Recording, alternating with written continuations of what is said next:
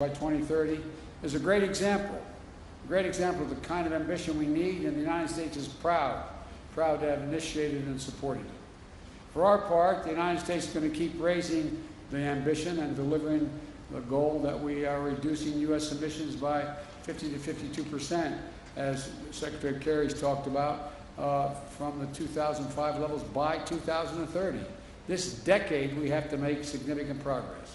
And by the way, I might note parenthetically, I can't think of any 2 days or more has been accomplished dealing with climate than these 2 days. Overall, the past 2 days, I've announced a series of initiatives that are going to make sure we hit the target of including today 2 new rules to reduce methane losses from new and existing oil and gas operations and from natural gas pipelines. Thanks to the effort of our joint effort with the EU, we've grown global methane pledge. Remember, I raised it when I spoke to the United Nations from 9 countries signing on to that pledge in September at the United Nations. More than 100 countries have signed on. It's about half the world's methane emissions, 70% of the world's global GDP. We made commitments to promote climate-smart agriculture, spur innovation, catalyze private finance for a clean economy, and to drive high-standard, clean, climate-resilient infrastructure through the Build Back Better initiative. We had a great meeting today where we sat and talked about the whole focus of my Build Back Better initiative, which is adopted by the G7, was that everything should be focused on, as we help with the infrastructure of the rest of the world, which needs it badly, focused on climate. The example is if you build an oil well, if you build a gas or oil refinery, you're going to have that for the next 30 years. Well, why not invest now if we're going to provide for the help for nations in solar capacity or wind capacity? So the point is, although we also brought through the new President's Emergency Plan for Adaptation and Resilience. We called it, I'm getting tired of acronyms, I have to admit to you, but it's called a PREPARE. We're going to support climate adaptation efforts of more than 500 million people worldwide.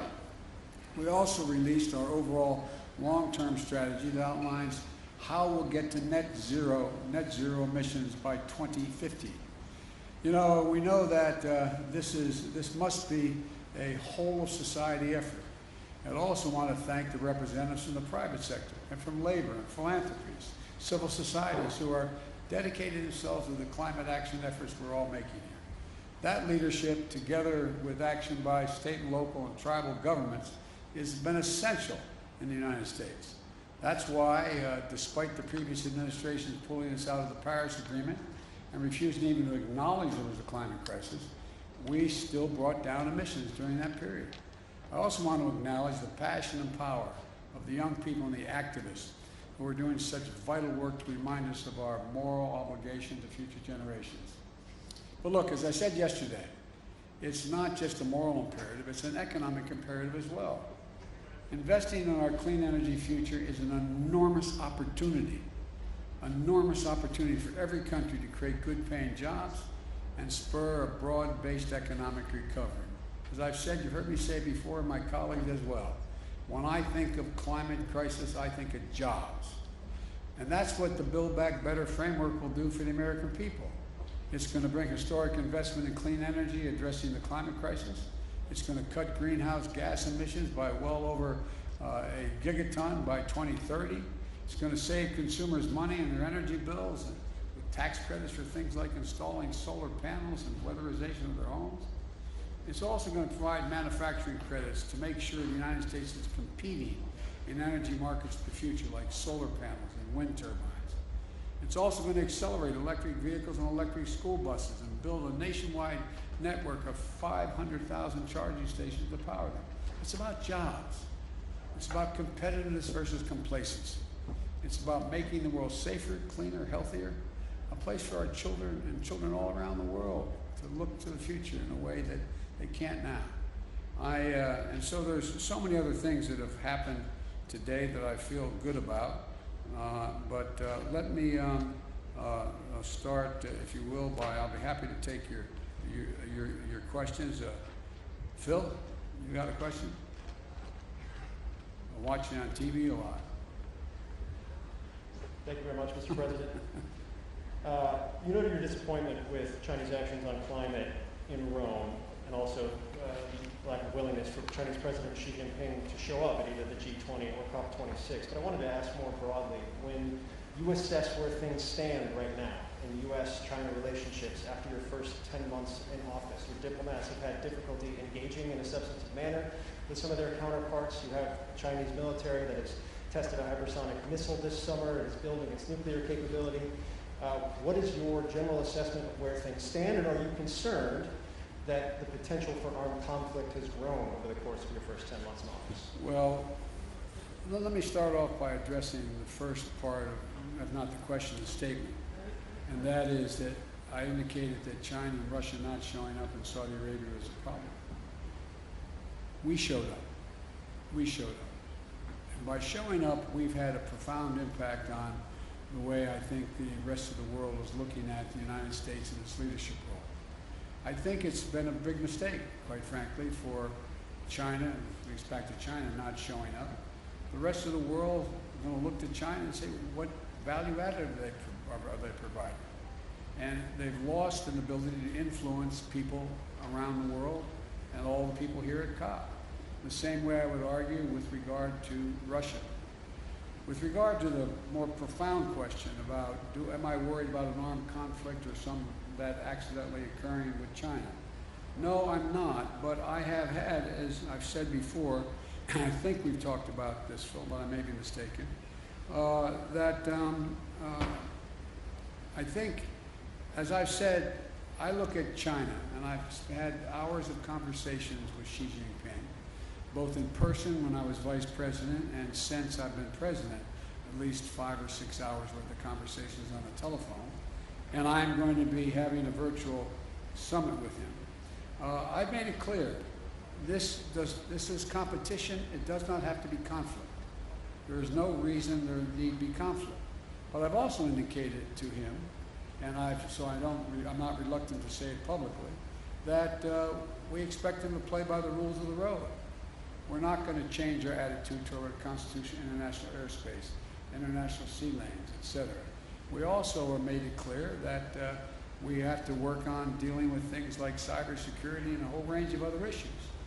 But I'm not looking for, I don't anticipate there will be a need for there be physical conflict. But you know, as you've heard me say this before, my dad had an expression. He said the only conflict worse than one that's intended is one that's unintended. One that's unintended. And so in my meetings with him virtually coming up, we haven't set the exact date yet, I want to make sure there's no misunderstanding. It's competition, not conflict, and so there's no unintended. Yeah, Peter? Mr. President, you're touting on this visit your $1.75 trillion plan that includes climate, but your party is still not united behind it. Senator Joe Manchin yesterday called it budget gimmicks, shell games, and a recipe for economic crisis. Today he said he never signed off on the framework. So do you have a specific commitment from Senator Manchin to support your Build Back Better bill, yes or no, and how do you respond to those criticisms? And I have a quick follow-up. Number one, I'm not going to talk about the specifics of my conversations. He will vote for this if we have in this proposal what he has anticipated, and that is looking at the fine print and the detail of what comes out of the House in terms of the actual legislative initiative. I believe that Joe will be there. With regard to the issue of whether or not he thinks that he's worried about this being inflationary or going to be negative impact on the economy, I think that I've made it clear to Joe, and will continue to, and we will, that as I've apologized for repeating, Peter, but 17 Nobel laureates on economics said it's going to lower inflation, raise wages, increase competition, create 2 million jobs a year, et cetera. And so I think that I understand that Joe is looking for the precise detail to make sure nothing got slipped in terms of the way in which the legislation got written that is different than he acknowledged he would agree to. But I think we'll get this done. you mentioned the word inflation there. You recently said you have no short-term answer to bring down gas prices. But as you know, it's not just gas prices now. Rents are up. The cost of everyday items are up. Inflation in the U.S. is at a 13-year high. So when specifically should Americans expect those prices to come down? Well, look, first of all, the significant reason why prices are up is because of COVID affecting the supply chain. I mean, I know I'm not trying to be instructive. I know you know this. Number one. Number two, if you take a look at, gas prices and you take a look at oil prices, that is a consequence of, thus far, the refusal of Russia or the OPEC nations to pump more oil. And we'll see what happens on that score sooner than later. Number three, I think if you take a look at what we're talking about, you look to this coming Thanksgiving. We're in a situation where we find that we are in a very different circumstance. Last Thanksgiving, as I said, this year we're working on a supply chain issue. But last Thanksgiving, I sat down with my wife, my daughter, and my son-in-law. This Thanksgiving, we're all in a very different circumstance. Things are a hell of a lot better, and the wages have gone up higher, faster than inflation, and we have generated real economic growth. It doesn't mean these dislocations aren't real. They do affect people's lives. For example, one of the reasons why I decided to talk about the need to deal with the operation and the gouging that occurs in some of the pricing of beef and chicken and other things is that that's why I think that's why I indicated to you we're going to look at whether or not there's a violation of antitrust laws and what they're doing. So there's a lot to look at, but the bottom line is that I think and anyone who would prefer, as bad as things are in terms of prices hurting families now, trade this Thanksgiving for last Thanksgiving. Jen Epstein, Wall Street Journal. Excuse me. I beg your pardon. Bloomberg. I hope I got it. I got it. Thank you. Especially since my granddaughter works for you guys in a different circumstance. So I got it. I'm in trouble. Well, I'm going to ask a very Bloomberg question to begin, which is, have you decided who you will nominate to chair the Federal Reserve Board? And if not, can you speak a little bit about what you're thinking about as you consider your choice for Fed chair and the other seats that are open?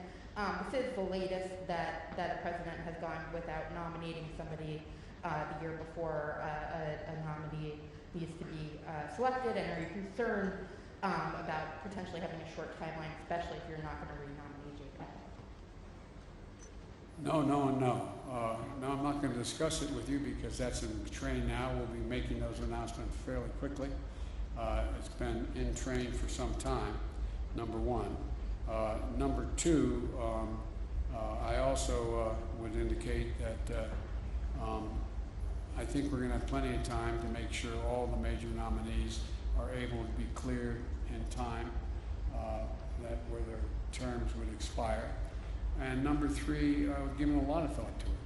And I've been meeting with my economic advisors on what the best choices are. We've got a lot of good choices, but I'm not going to speculate now. Nancy, CBS? I think you had your hand up. I'm sorry, did you? Thank you very much, Mr. President.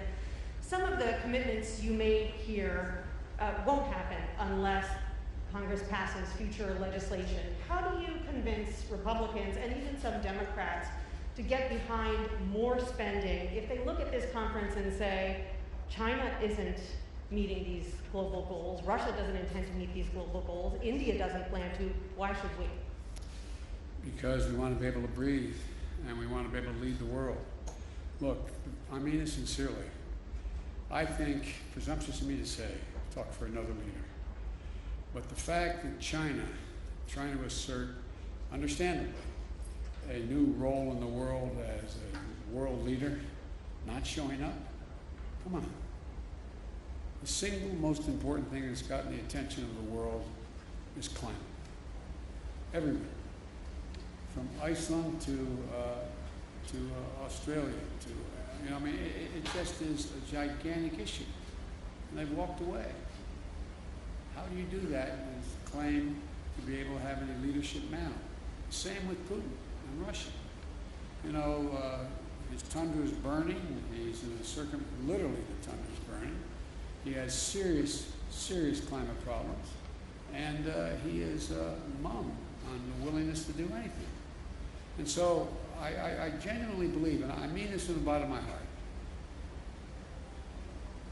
when I said at COP7, at the G7, that America was back, you know, people wondered whether, well, is that really true? Well, we were able to change the dynamic of a lot of things coming out of the G7. I think what I'm about to say sounds awfully self-serving. 2 world leaders came up to me today and said, thank you for your leadership. You're making a big difference here. You're moving people.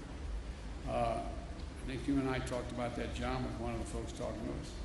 And so I think the fact that America showed up and decided to lead and lay out clearly what it wished to do. For example, you know, as I said, the mere fact that we were able to, you know, go from 7 or 8 people, countries talking about, maybe it was as high as 14, I don't remember the original number, to deal with the whole notion of methane. You know, now 100 nations have signed on. 100 nations. 100 nations have signed on to reduce methane by 30% by 2030. That is, and methane is 25 times more toxic to the environment than CO2. So we're making real progress. Or the deforestation issue. Look what we're doing.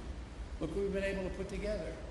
And in addition to that, one of the things that I feel the best about, and I don't claim any unique credit for it, but I think that we've gotten for the first time a combination of, in dealing with the international problem and that circumstances affect all nations, that we've not only gotten countries off the sideline in terms of making significant financial contributions, but literally trillions of dollars worth of the private sector jumping in, knowing they've got to play and they're going to play an incredibly positive part in dealing with these problems. It's real. It's genuine.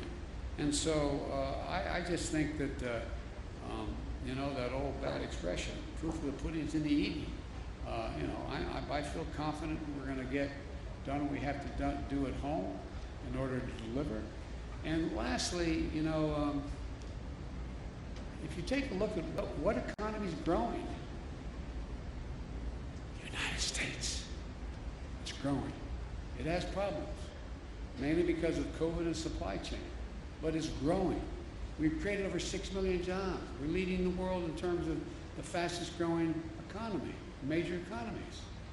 So I think, you know, we're going through a difficult time in the world because of COVID, because of supply chain consequences, because of the environment and all that's occurred, the way it's in fact imploded in the near term. But as I said to you earlier, and I really mean it, I think it presents a gigantic opportunity, an opportunity to, in a sense, press the restart button and move in a direction that I think the vast majority of countries, and look, I'm sure you interview other world leaders that are here, the vast majority think this is an opportunity. I'm not quite sure exactly what to do, exactly how to do it. Not that I have all the answers, I'm not implying that. But they know that. They know that growth rests in dealing with the economy in a way that affects the whole notion of what we're going to do about climate change. And it's a gigantic opportunity. Okay, I called on the Wall Street Journal, Catherine. I got the wrong one. Sorry, let's try the real Wall Street Journal. Thank you very much. We are the real Wall Street Journal. Mr. President, you tweeted earlier asking Virginia and New Jersey residents to vote. Democrat Terry McAuliffe is struggling in a state that you won by 10 points. Do you see his problems as a rebuke of your presidency? And could this signal your real losses for Democrats in the midterms? We're going to win. I think we're going to win in Virginia. And you know, you're reporting it being close. The race is very close. It's about who shows up, who turns out. And granted, I did win by a large margin. But the point of the matter is that I think that this is going to be, we all knew from the beginning, it's going to be a tight race. And it is tight. And it's going to get down to turnout. And it's going to, my guess is I'm going to be landing at 1 o'clock in the morning East Coast time. That's probably about the time we'll be hearing what the final results are. I think we're going to win New Jersey as well.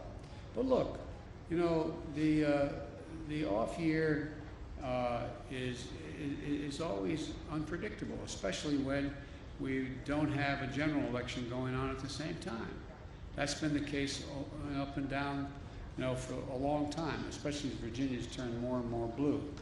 But having said that, I don't believe, and I've not seen any evidence that whether or not I am doing well or poorly, whether or not I've got my agenda passed or not, is going to have any real impact on winning or losing. Even if we had passed my agenda, I wouldn't claim we won because Biden's agenda passed.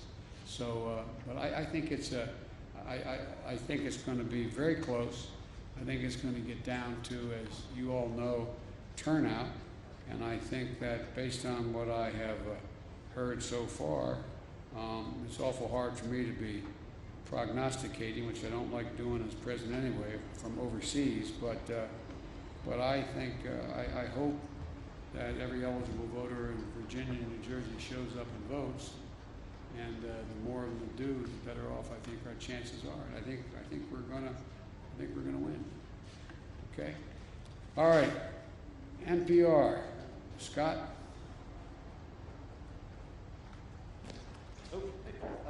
You mentioned climate activists before, and I want to ask something about that. You're touting agreements, other world leaders have touted agreements, but the atmosphere around the conference here is skeptical, and it's pretty angry.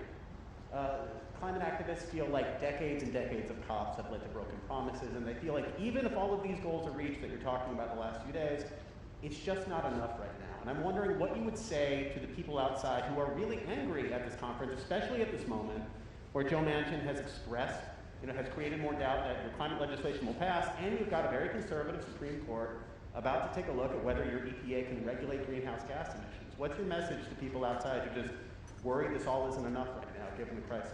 Well, first of all, I think anyone who is focused on the environment should be worried. We've got a lot more to do beyond what we've done. We've done more than we've ever done, though. That's the point. And more has to be done. And I don't find, I didn't have a single member of this conference come up to me and say, are you going to pass what you have, and what do you think how's that going to affect it? What are you going to do? What they're looking at is what in fact has happened in terms of everything from dealing with deforestation to what we're going to do on Build Back Better and how we've been able to focus now. I mean, when's the last time you heard world leaders sit down together and agree that what they're going to do is when they deal with the needs of the infrastructure of other countries, that they're going to focus first and foremost on whether or not what the climate impact is on that. So I think, look, this is there's a reason for people to be worried. I'm worried. I'm worried if we don't continue to move forward and make the kind of progress we're now making, that it's going to, I mean, we throw into jeopardy the prospect that we're going to be able to keep the temperature from rising above 1.5 degrees Celsius.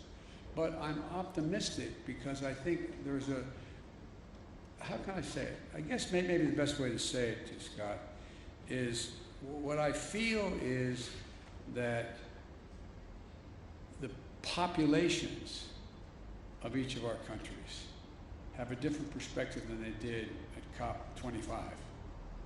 I think there is, I mean, not because of necessarily any of the leaders of any of our countries, including mine, that all of a sudden people are seeing these things happening they never thought would happen.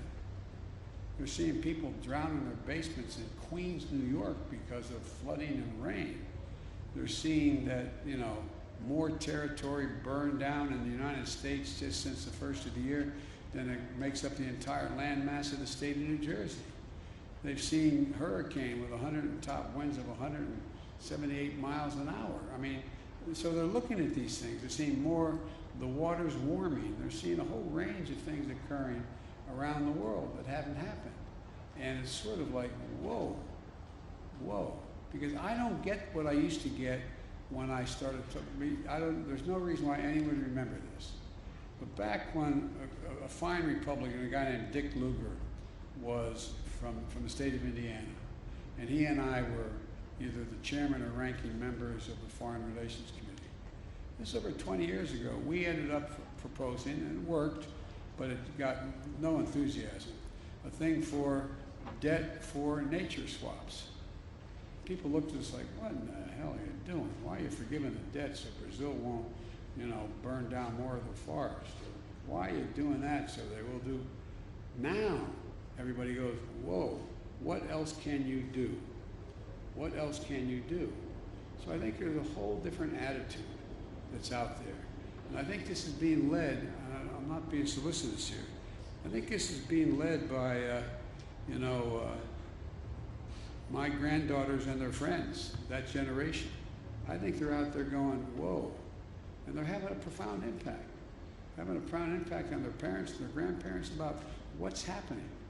And then all these climactic and climactic things have happened that people are now paying attention like they never did before.